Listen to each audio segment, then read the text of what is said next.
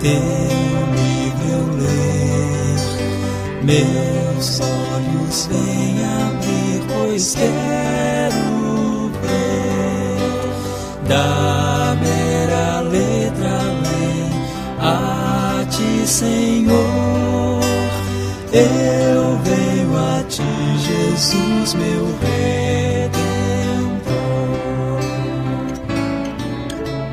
À beira-mar, Jesus, partiste o pão, satisfazendo ali a multidão. Davi do pão és tu, vem, pois assim satisfazer, Senhor, a mim.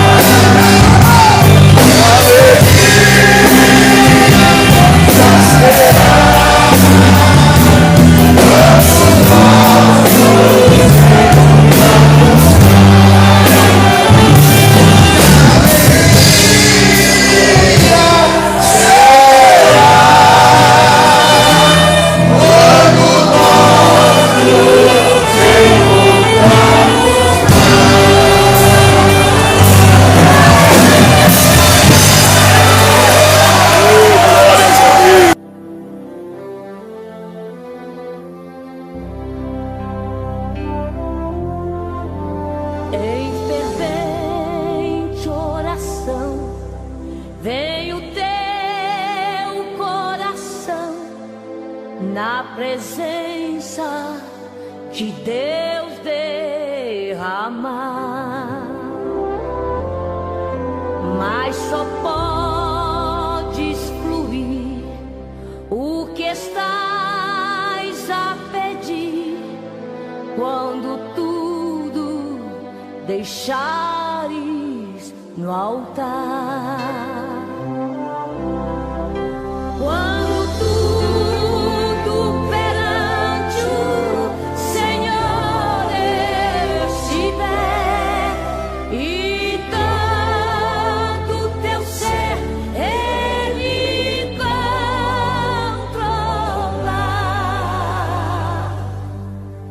só então hás de ver que o Senhor tem poder quando tudo deixares no altar.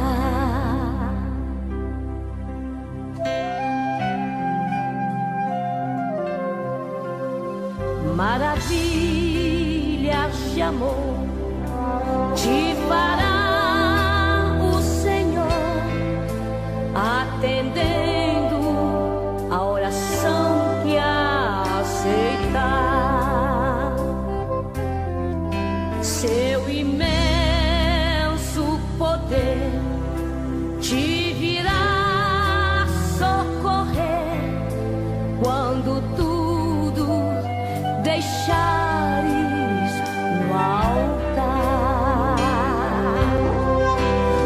dia, na paz do Senhor Jesus, que estamos para a nossa escola bíblica, louvado seja o nome do Senhor.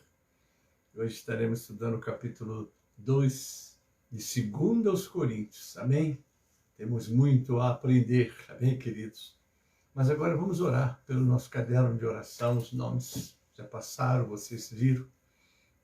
Nós queremos entregar essas vidas nas mãos do Senhor, amém? Pai Celeste, nós queremos te agradecer primeiramente a noite de paz que nos concedeste. Pai, estamos aqui sustentados pelas tuas mãos poderosas, os teus filhos que já entraram, que vão entrar para assistir essa escola, Pai. Abençoa grandemente, também capacita este servo para essa ministração. Tu sabes que sem o Senhor nós não conseguimos nada, mas tudo podemos naquele que nos fortalece. Quero orar pelo nosso caderno de oração, Pai, todos os pedidos que ali estão colocados. Tu conheces as necessidades de cada um e eu agora te apresento pedindo a tua intervenção, a tua cura. Ó Deus, que as tuas mãos poderosas possam entrar nessas vidas, concedendo a eles o que eles tanto necessitam, Pai. Porque é das tuas mãos que vem a nossa vitória, que vem o nosso socorro, que vem a nossa ajuda, Pai. Senhor, eu te peço por eles. Quero orar também, pedindo que as tuas mãos poderosas estejam sobre essa nação brasileira, sobre os poderes constituídos que governam esse país, Senhor. Sobre a tua igreja, Pai, que tem a missão de ser o sal e a luz da terra, Pai. Quero orar, Pai, sim, pela Ucrânia, aquele país que está vivendo dias difíceis de guerra, Pai, entrega em tuas mãos.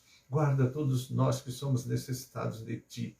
Aqueles que já estão comigo nessa live, aqueles que vão entrar depois, aqueles que vão assistir depois através dos grupos também, eu quero entregar nas tuas mãos. Prepara-nos nesse dia, Pai, que é o dia de estarmos na tua casa, logo mais ministrando a Santa Ceia, lembrando da tua morte, ó Pai, que foi em nosso favor. Muito obrigado, Pai, por Jesus que nos foi dado.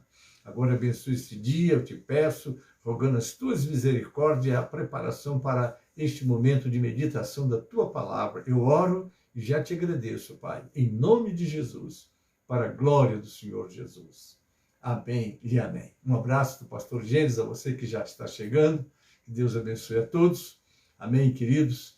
E nós agora vamos cantar juntos o hino 545 do cantor cristão, Abrindo Esta Escola. Amém? Procure o seu cantor, é o 545. Amém? Deus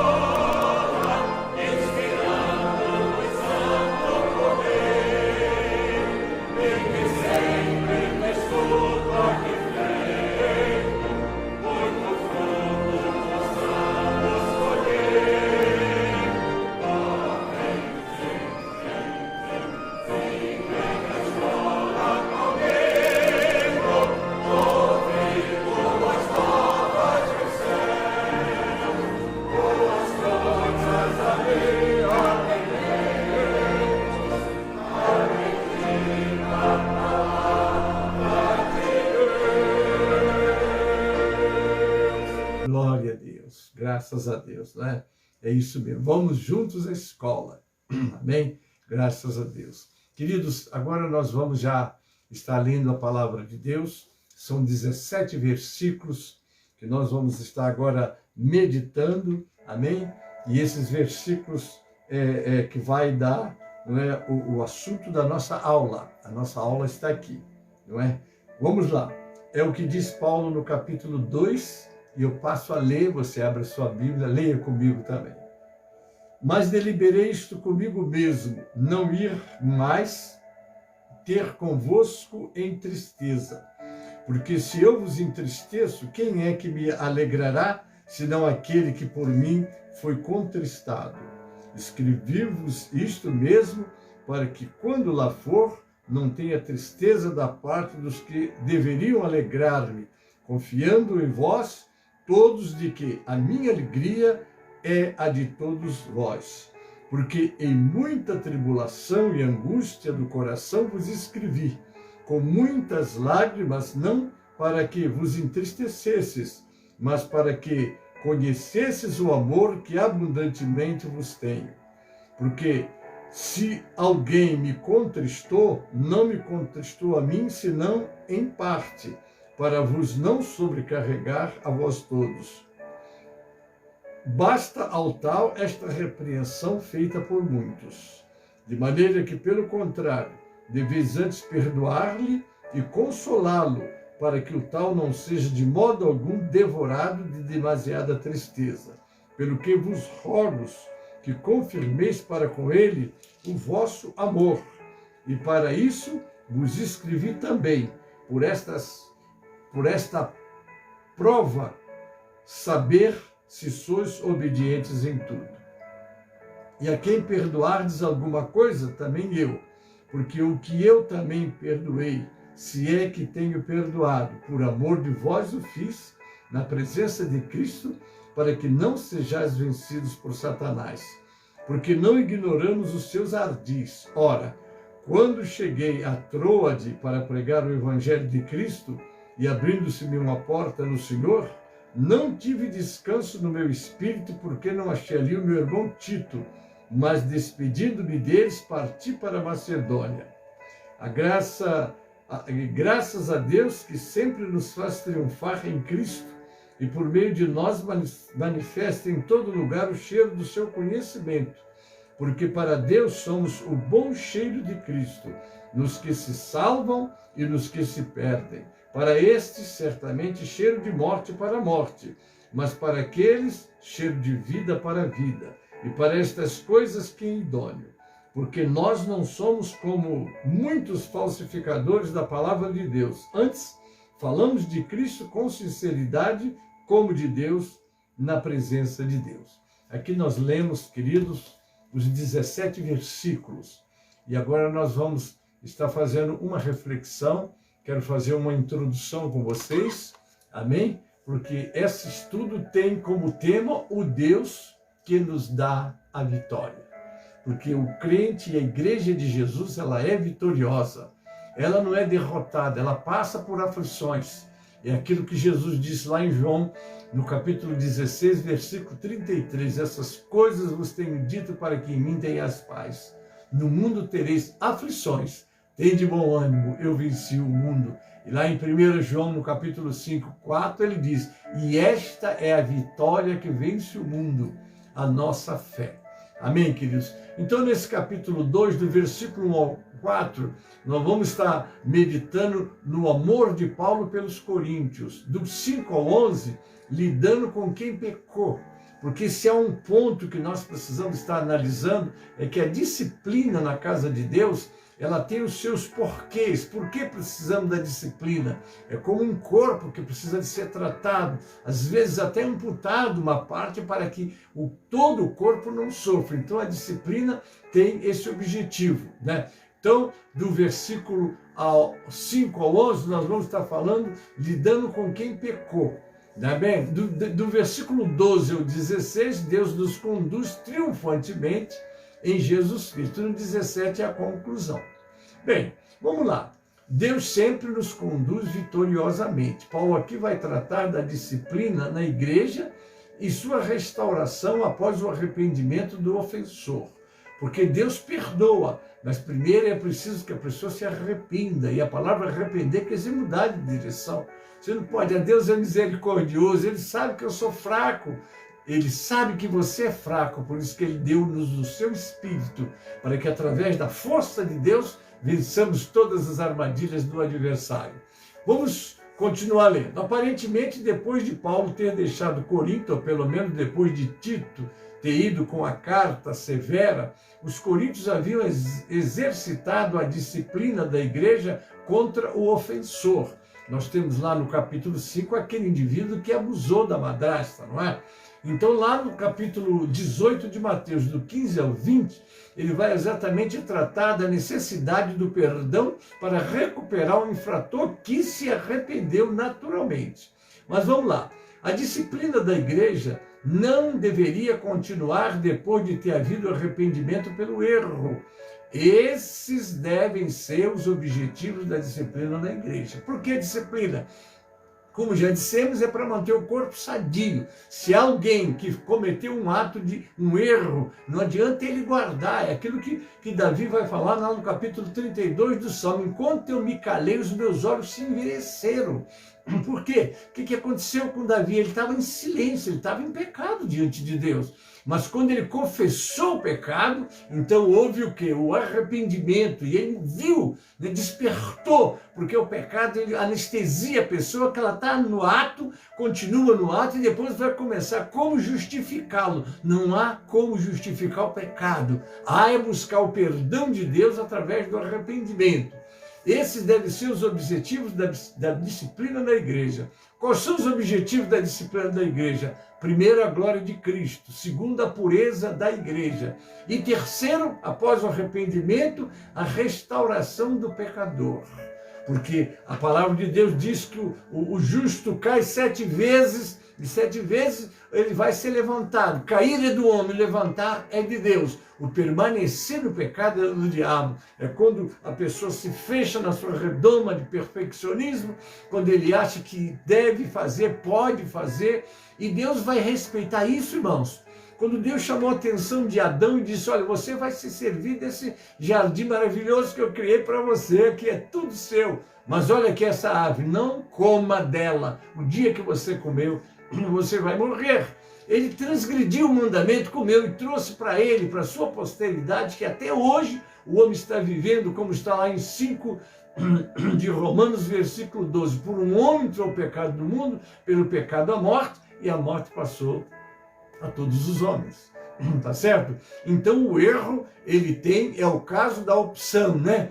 A você, né? A lei de quando você, se você acha que você é livre para fazer o que você quer, não é? Então é a lei da semeadura, não é? A escolha é opcional, mas a colheita é obrigatória. Aquilo que o homem semear, isso ele ceifará. Mas vamos continuar. Quanto ao perdão, Paulo confiava no julgamento da congregação da igreja de Corinto. A presença de Cristo era um tema comum nessa epístola. Todas as nossas ações não são realizadas em sigilo, mas na presença de Cristo, o Senhor da igreja. Essas coisas, vamos fazer em particular aqui, irmãos. O irmão pecou, mas está com vergonha de levar a igreja. Tem que levar, irmãos. Não adianta. Não adianta, pecar é uma coisa que nós pecamos por pensamento, palavras e obras, mas às vezes comete-se uma transgressão que fere os princípios dos mandamentos de Deus.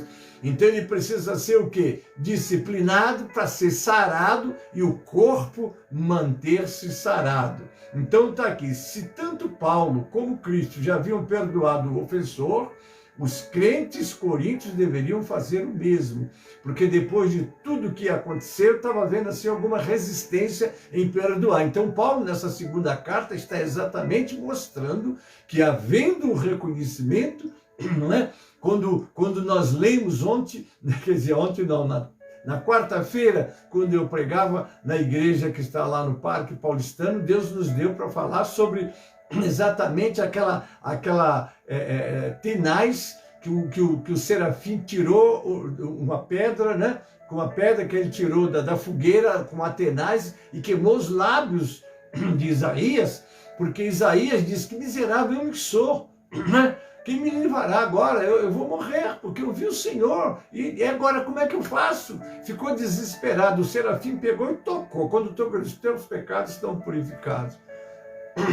Então ele agora pode estar apto e pronto para continuar na comunhão da igreja, para continuar, vamos dizer, guardando as proporções que a gente fala em igreja, mas quer falar a serviço do Senhor. E aconteceu na igreja, na quarta-feira, isso. Muitas pessoas que estavam assim presas nos seus erros, né, levantaram-se e foram à frente e disseram: a tenaz de Deus te tocou. Teve pessoas, me tocou. Eu vi pessoas em lágrimas aí à frente, né, para caminhar com o Senhor. E é assim, né, havendo arrependimento, porque o Senhor é quem vai te purificar, mas o arrependimento é quem vai abrir a porta na tua vida para você ser abençoado e sarado. Amém? Então vamos continuar. Isso para que Satanás não alcance vantagem sobre nós. Satanás pode obter uma vitória contra nós, persuadindo-nos a não executar a disciplina da igreja, de modo algum. Deixa, Deus é bom, vamos perdoar. Não é assim. É preciso que, se alguém errou, que ele seja corrigido na presença de todos, para que haja temor nos demais. Vamos lá. Então Satanás pode obter uma vitória contra nós, persuadindo-nos a não executar a disciplina da igreja de modo algum, ou convencendo-nos a permanecer duros sem perdoar depois de ter acontecido uma mudança no coração do pecador. Então, depois de Paulo tratar deste assunto, ele agora vai falar da sua viagem, né? Viagem de Troa, de Macedônia, não é? Porque temos que tratar dos assuntos internos, mas não perder a visão, né, maior, que é a de disseminação do reino, a pregação da palavra, né? Esse mundo precisa ser alcançado pelo Evangelho. Então Paulo agora vai falar sobre sua viagem a Troa, a Macedônia. Amém? Paulo descreveu de modo breve as suas viagens a Troa e Macedônia, que haviam acontecido durante o tempo em que ele estava esperando a palavra de Corinto. Troade era uma cidade ao noroeste da Ásia Menor, atual Turquia, de onde Paulo velejaria para Filipos, na Europa. Foi em Troade que Paulo havia anteriormente tido a visão de um homem macedônio implorando que ele fosse e ajudasse. Está lá em Atos 16:9. Ele teve uma visão onde o homem lhe dizia: passa a Macedônia e ajuda-nos. E Paulo teve de noite uma visão em que se apresentou um homem da Macedônia e lhe rogou, dizendo: passa a Macedônia e ajuda-nos. Deus havia providenciado oportunidades de pregação do Evangelho. É muito interessante isso, né, querido? Nós temos que tratar dos assuntos internos, que o corpo tem que estar sadio para poder se lançar para fazer a obra, mas não podemos perder a visão da ordem do Senhor: ide e pregai o Evangelho. Paulo sabia que só o trabalho soberano de Deus tornava o evangelismo eficaz. A menos que Deus abrisse uma porta, não haveria possibilidade de nenhum trabalho ser bem sucedido. Amém? Nós temos que orar, nós temos que nos lançar. E de repente Deus abre uma porta e ali vamos nos instalar. E assim o trabalho de Deus vai se estendendo, que essa é a nossa missão. Paulo afirmava que não estava tranquilo em seu espírito, literalmente. Não tive descanso no meu espírito. Paulo havia esperado que Tito o estivesse esperado em Troade, com a notícia de que a carta severa havia sido recebida por eles. É aquela que foi perdida, que nós já comentamos quando estudamos o capítulo 1. Não encontrando Tito, ficou profundamente perturbado. Por isso despediu-se deles e foi para Macedônia. Uma tremenda oportunidade para um ministério eficaz não faz que Paulo deixasse o compromisso principal de cuidar da igreja de Corinto e ajudá-los a resolver os seus problemas. Tem que ser assim, irmãos. Deus estende o seu ministério. Olha, nós somos um ministério pequeno aqui em São Miguel Paulista, não é? Mas hoje mesmo eu estou aqui em Mogi Guaçu para dar uma assistência à nossa igreja de Mogi Guaçu. Aí tem o que é aqui e ali e acolá. Então é assim mesmo. Temos que estar junto com os nossos pastores, junto com os nossos obreiros, E como é bom você se colocando nas mãos do Senhor. O tema da nossa mensagem, eu vou voltar a falar do nosso culto de quarta-feira, dessa semana que passou, não é? Que o tema era esse: eis-me aqui, envia-me a mim. Deus está precisando de homens, de mulheres, daqueles que se disponham, não é, a fazer a obra do Senhor e que passem pelo processo da queimadura, né? Daquilo que o impede. O que te impede de fazer a obra de Deus? Pede ao Senhor, como tu queimaste o pecado dos lábios de Isaías, queima também aquilo que está me impedindo de me dedicar à tua obra, porque o Senhor está esperando de você, não é, exatamente essa preocupação. Paulo continuava a sentir uma profunda preocupação com todas as igrejas, né? Paulo provavelmente foi para Filipos, na Macedônia, depois talvez para Tessalônica, ou seria antes de Tito chegar. Está lá em Atos 16, 8 e 18, 1. Ele descreve a viagem anterior de Paulo ao longo dessa rota. Nesse ponto, a narrativa sobre o seu relacionamento com a igreja de Corinto é interrompido, né? Até onde o relato da chegada de Tito é finalizado. E a maravilha do ministério da nova aliança, ele tinha que fazer esse trabalho, porque ele plantava uma igreja e depois deixava obreiros tomando conta, depois vinham os problemas e ele tinha que estar dando assistência. E tem que ser assim, irmãos. Dos versos 14 ao 7, 4, veremos a grandeza do ministério apostólico, enquanto descreve a sua ansiedade com relação à igreja de Corinto e o seu desapontamento por não ter encontrado Tito em Trode. Paulo se aprofundou numa longa reflexão sobre a natureza do seu ministério. A descrição que ele faz do seu ministério do Evangelho é dividida em 6 seções. Vamos lá. Primeiro, seu ministério evangelístico como um cortejo triunfal. É isso aí. A coisa mais linda e gloriosa que tem na vida do obreiro é isso. Ele vai fazendo o seu trabalho, vai plantando igrejas, e depois, mesmo à distância, ele vai dando assistência e vê as igrejas florescendo, crescendo, se estendendo. Isso é uma maravilha, irmãos, porque quem faz o trabalho crescer é Deus. Mas, obviamente, que tem que ter aqueles que podem estar dando assistência. Nós temos um presidente, nosso pastor Ademir Chaves. Esse homem viaja para todos os lados, indo resolver aqui algum assunto. Antônio José Calheiros também são homens que têm se dedicado à nossa obra. E por isso é que nós tivemos uma assembleia gloriosa, sentimos ali a força do nosso ministério, com pastores, homens preparados, cada pregador, cada testemunho, e podemos ver o alcance da obra do Senhor. Glorificado é o nome do Senhor, e nós estamos agradecendo a Deus pelas nossas lideranças. Então, um dos primeiros pontos do ministério do Paulo era evangelístico com um cortejo triunfal, porque, irmão, se você se lança para fazer a obra, Deus está com você. Está um homem, estou servindo o Senhor nessa obra há 60 anos. Foi em 1962, eu tinha 16 anos, quando dei os primeiros passos, e essa obra também estava dando os seus primeiros passos. E ali aprendi com os líderes que tinha, com os líderes que tenho, enfim, e vamos nós fazendo a obra do Senhor. Então está aí, triunfal. Vamos ao segundo ponto. Seus convertidos conto cartas vivas. Seus convertidos conto cartas vivas. Quer dizer, então, ele está lá no 3, de 1 a 3, que nós vamos estudar mais para frente, né? Os convertidos que ele ganhava para o Senhor também estavam aí. É o terceiro tópico. A glória do seu ministério da nova aliança. Porque no seu trabalho, ele enfrentava os judaizantes, né? Como lá o livro de Gálatas vai tratar disso. Nós vamos estudar quando eu terminar o 2 Coríntios, o livro de Gálatas. Ele precisava de voltar correndo nas igrejas, não é? Igreja aos Gálatas, as igrejas da Galácia, onde os judaizantes estavam deturpando tudo, todo o trabalho dele, tirando aqueles homens que estavam andando com Jesus para voltar a guardar a lei de Moisés, senão não seriam salvos.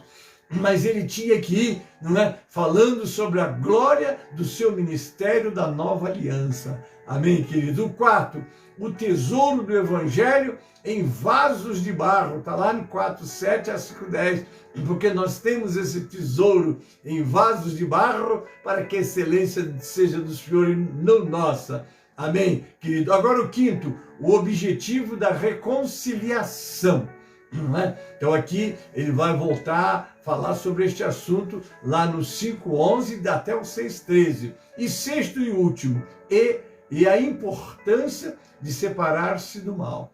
Então, o ministério de Paulo, ele tinha toda essa organização, ele tinha que fazer o seu trabalho, ele tinha que estar fazendo com que as pessoas estivessem muito atentas, sobretudo, né, embasado todos os seus ensinamentos na palavra. Você disse, mas pastor, ele tinha a palavra? Ele tinha as leis, ele estava sempre com seus pergaminhos, com seus livros, não é? Obviamente que não era livro como o nosso, né? Era rolo, né? Mas ele tinha o rolo que tinha e que ele embasava em tudo que Jesus tinha dado e que o Espírito Santo orientava. Por isso que lá no capítulo 14, 37 e 38, ele chega a dizer, se alguém cuida ser profeta espiritual, reconheça as coisas que eu vos tenho ensinado são mandamentos do Senhor.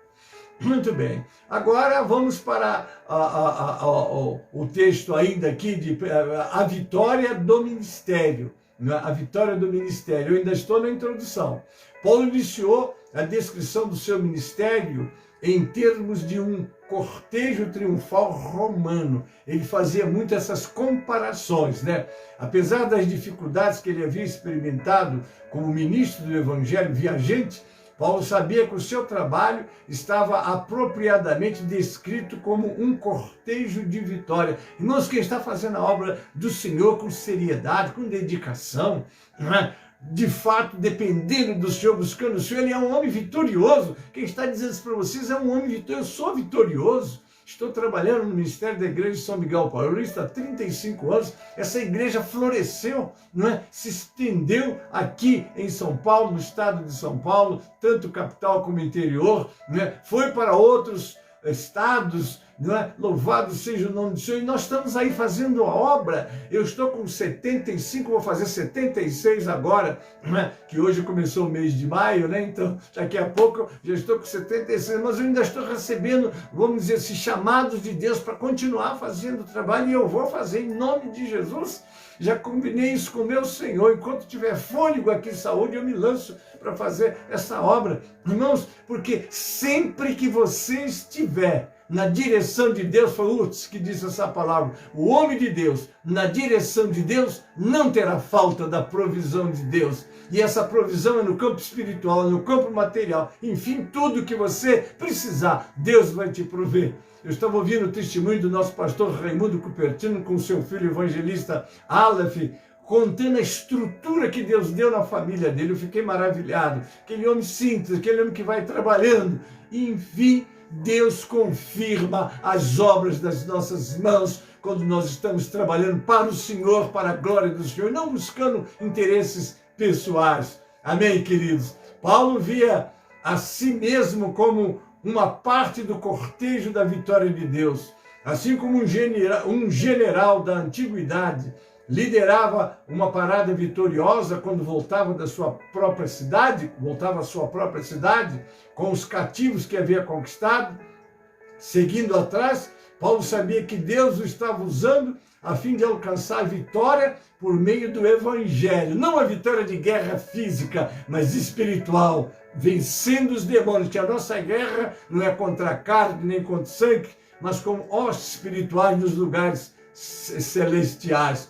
Todos os que participam, espalhando as boas novas de Cristo, marcham no cortejo de triunfo do seu grande rei. À medida que as forças do inimigo se desmoronam enquanto ele avança, aí temos uma promessa, glória a Deus. Está lá no livro de Mateus 16, sobre esta pedra que é Jesus, edificarei a minha igreja, e as portas do inferno não prevalecerão contra ela. Aí você diz assim, olha irmão, fique tranquilo, se o inferno atacar a igreja, nós temos o problema. Irmão, troca isso aí. No inferno não ataca a igreja, não. Mas a igreja ataca o inferno. Como é que ela ataca? Para libertar as vidas que estão presas. É isso que Jesus está dizendo. Ele está te dando o Espírito dele, a palavra dele. Você vai e faz a obra. Por isso é que a igreja está aí, viva, não é? Continua perseguida, mas vitoriosa, estendendo-se por todo o mundo. Está encontrando Saulos aqui, Saulos ali, dos países de cortina fechada,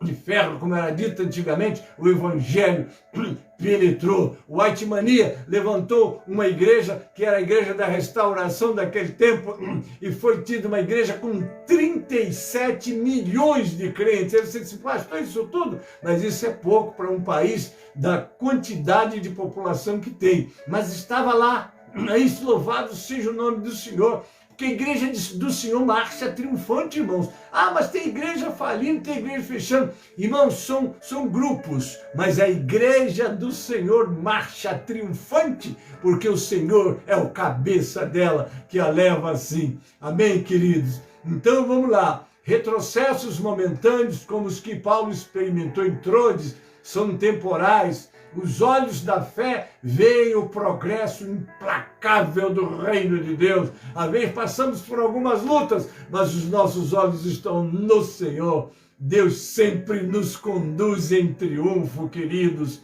A doçura da sabedoria de Cristo traz bem-estar ao coração dos crentes. É Deus que sempre está nos conduzindo vitoriosamente em Cristo. E por meio dos crentes, Deus está exalando em todo lugar aquela fragrância do seu conhecimento, sendo nós considerados para com Deus um bom perfume de Cristo. Olha só, o fato que nós somos uma fragrância doce para Deus significa que Ele se regozija em nós e em nossa vida. Esse é um cumprimento do sacrifício do Antigo Testamento, dos quais a fumaça exalava um aroma agradável ao Senhor. Está lá em Levítico 1,17. É esse o aroma da vida. Olha, queridos, louvado é o Senhor. Os crentes verdadeiros exalam um perfume agradável, não somente em termos de seu relacionamento com Deus, mas também em suas interações com aqueles ao seu redor. Por outro lado, a vida dos crentes amedronta os incrédulos, que reconhece que falta neles mesmos a doçura do aroma espiritual. Uma advertência a respeito do julgamento iminente está lá em Filipenses 1:28. E em nada vos espanteis dos que resistem, o que para eles, na verdade, é indício de perdição, mas para vós de salvação, e isto de Deus. Então é isso, para os que perdem, que se fecham, que não querem Jesus, nós não somos um cheiro agradável, não. Mas para os salvos, sim, porque é o cheiro que traz vida, que transforma e que abençoa. Como é bom recebermos a visita de um crente, conversarmos com um crente, compartilhamos a nossa fé, as nossas experiências em Deus. Quem é, porém, suficiente para essas coisas? Ser um mensageiro da vida ou morte eterna é um privilégio extraordinário. Ninguém é digno dessa tarefa eternamente importante, mas Deus qualifica crentes para isso, apesar de tudo. É trágico que tanto antes como agora, muitos pregam o evangelho ou ensinam o cristianismo somente quanto um meio de ganhar a vida. É triste isso. O objetivo de Paulo não era de obter benefícios próprios ou uma recompensa financeira, mas a glória de Deus na presença de Deus. Todo o ministério do Paulo era realizado na presença de Deus. Um forte motivo para que mantivesse sua consciência limpa. Por exemplo, é o que ele diz, né? Não posso deixar de observar que Paulo tinha uma grande luta com os mercadores da palavra de Deus. Será que nos dias atuais ainda existem homens, apóstolos, pastores, bispos, guias, mestres que mercadejam a palavra de Deus? É triste isso, irmão. Ao contrário de muitos em nossa era presente, em pleno século XXI, está cheio está cheio. Não negociamos a palavra de Deus visando lucro. Antes, em Cristo, falamos diante de Deus com sinceridade, como homens enviados por Deus. É isso aí, queridos. E como nós lemos os textos, não é? Que eu quero trazer para vocês agora só a nossa conclusão, né? Que a nossa hora já está chegando no final, não é? Então eu quero deixar com vocês apenas essa conclusão aqui que fiz, né? Como de fato deve de ser sobre os falsificadores. Algumas pessoas fazem uso da religião para ganho pessoal. Está lá no verso 17, né? Para eles o evangelho é um produto que deve ser vendido. Por isso, elas corrompem ou fazem concessões a ele. Esta é a primeira referência da epístola a falsos mestres. Pode ser uma referência sutil aos opositores de Paulo. O apóstolo, diferente de outros, era idôneo para o evangelho, porque era sincero em suas intenções, e suas intenções eram puras. Os mestres judaizantes que rodeavam os crentes coríntios, ao anunciarem a palavra de Deus com motivo mercenário, mercenário significa, em qualquer dicionário, que é o homem que trabalha e luta, não é? E guerreia por dinheiro, interesses pessoais. Paulo e seus companheiros não eram como eles. Vamos conhecer como eram os ministérios desses homens? Falavam em nome de Cristo, com a autoridade de Cristo como seus porta-vozes. Eles chegavam, falavam, Deus operava os sinais, os milagres, as maravilhas, como acontece conosco hoje, irmãos. Amém? B. Serviam na presença de Deus, serviam ao Senhor conscientes de que Deus estava sempre a observá-los e deviam prestar contas a Ele. Nós temos consciência, o que eu faço, eu sei que amanhã eu vou prestar contas ao meu Deus, e você também, e até aqueles que ignoram isso, um dia darão contas do que eles estão fazendo. Vão para C, agiam com sinceridade, um ministro honesto, transparente, sem artifícios ou subterfúgios. E D, para terminar, falavam da parte do próprio Deus, a fonte da mensagem deles e de quem recebiam forças para prosseguir até o fim. Então, queridos, que Deus nos abençoe. Vamos tirar dessa epístola, né, do capítulo 2 de 2 aos Coríntios, todas essas instruções: cuidar do rebanho, cuidar das ovelhas, saber manter a disciplina na casa do Senhor pela pureza do rebanho, mas também buscar recuperar, porque eu sempre digo, uma pessoa que foi disciplinada porque caiu numa falha, nós não podemos abandoná-lo, é um enfermo, precisamos tratá-lo, não é? Precisamos tratá-lo para que ele se recupere, primeiro para que ele se arrependa, não é? Porque enquanto o homem não se arrepender, foi o que disse Natã para Davi, porque Deus ia matar Davi, irmãos, não tenham dúvida disso, está lá. Natã diz para ele, quando ele cai, se arrepende, ele diz assim: porque você se arrependeu, o Senhor não vai te matar, mas ele vai levar o teu filho. Então vocês percebam que o pecado traz consequências desastrosas sobre a vida do infrator, mas se houver o arrependimento, que é isso que Paulo trata nesta carta, vamos recuperar esse infrator, vamos trazê-lo de volta para a comunhão, vamos abençoá-lo, vamos ajudá-lo. Amém, queridos? E eu encerro agora e vamos agora conhecer os nossos aniversariantes. Mas antes, vamos cantar o 137 do nosso cantor cristão, 137 do cantor.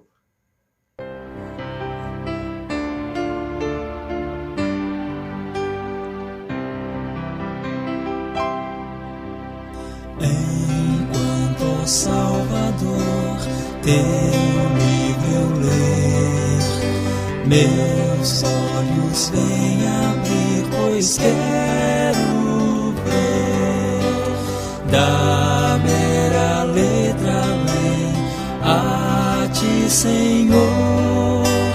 Eu venho a ti, Jesus, meu Redentor.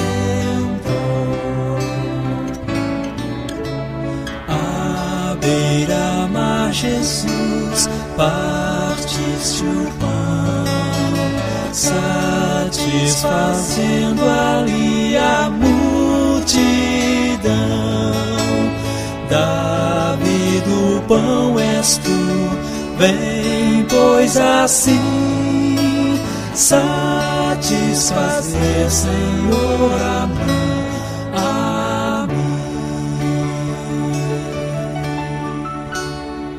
Enquanto, Salvador, teu livro eu ler, meus olhos vêm abrir, pois quero ver da mera letra além a ti, Senhor. Eu venho a ti, Jesus, meu Redentor. À beira-mar, Jesus, partiste o pão, satisfazendo ali a multidão.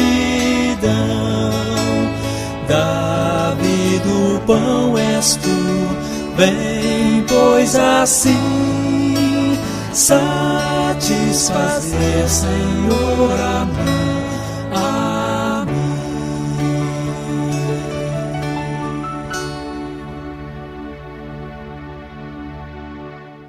Amém.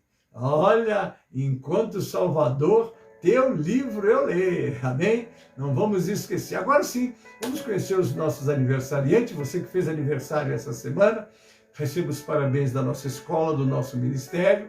Amém? Que Deus multiplique os anos da sua vida. E agora nós vamos recitar o versículo do aniversariante. Amém? Salmo 90, versículo 12. Vamos lá? Ensina-nos a contar os nossos dias de tal maneira que alcancemos corações sábios. Que Deus multiplique muito seus anos, sobretudo na presença do Senhor, não esqueça. Amém? Louvado seja o nome do Senhor. Agora nós vamos orar e logo mais, né, nós temos o clamor do meio-dia, né? E hoje é dia de Santa Ceia em todo o nosso ministério. Esteja preparado, vai lá lembrar da morte do Salvador. E não esqueça que o ósculo santo no ministério da Igreja de São Miguel Paulista está liberado, apenas que tenhamos o cuidado para alguém que esteja usando a máscara, porque está achando que tem que se preservar, não force ninguém a tirar a máscara para oscular, nem se vier na igreja de máscara, nem se você encontrar alguém no transporte, porque se você entrar no metrô é obrigatório usar máscara. Eu entro no ônibus e coloco a máscara. Se eu encontrar o irmão, não tira a máscara para oscular. Isso daí é uma meninice, irmão. Em nome de Jesus, vamos ser adultos. Amém? Depois o ósculo tem que ser feito com amor, né? Pode abraçar o irmão, oscular, amém? Mas com todo o cuidado que você precisa ter, amém? Então, hoje, às 16 horas, nós temos a nossa sede, a nossa escola bíblica, você não deve perder, e às 18 horas, o nosso culto com a Santa Ceia, amém? Pastor Gênesis está aqui em Mogi Guaçu, dando assistência à igreja, mas as nossas igrejas, todas, incluindo a sede, estará com seus trabalhos normais. Amém? Agora vamos orar, não é? Que Deus te abençoe e dê uma semana muitíssimo abençoada. E logo mais às 18 horas, tanto na sede como aqui, nós vamos estar transmitindo o nosso culto aqui de Mogi Guaçu para você assistir. E até lá, amém? Vamos orar. Pai, obrigado, Pai, por essa escola, por esse momento que passamos com teus filhos. Abençoe cada um no seu lar, prepara cada um para estar na tua casa, Pai. É o que diz o Salmo 122, alegrei-me quando me disseram, vamos à casa do Senhor.